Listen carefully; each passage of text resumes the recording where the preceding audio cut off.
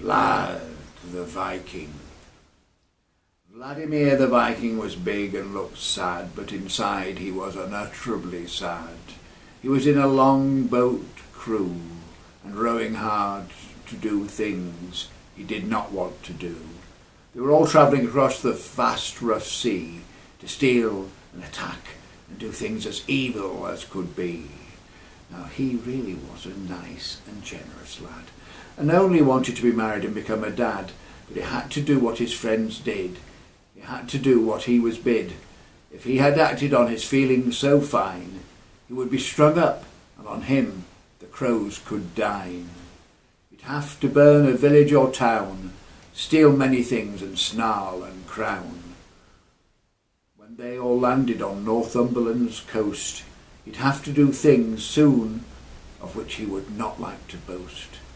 He prayed he could get out of it before he worked himself into a fit. He was incredibly lucky that day.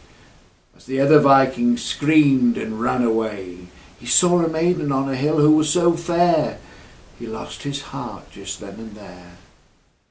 She screamed and ran away, and he did stare and sway on his feet, and then was so fleet in running after her. He caught her, and she showed great fear. But he looked everywhere around, and no sight of another Viking he found. He smiled, and love shone from his eyes, and he did so sweetly proffer sighs. He told her he loved her so, and from her he never wanted to go. So they ran away and lived happily every day.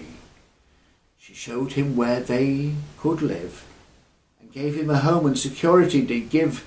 They were in a place where no other Viking ever showed his face. They were safe and lived happily in grace. She did not call him Vladimir or Vlad, as that sounded so hard and bad.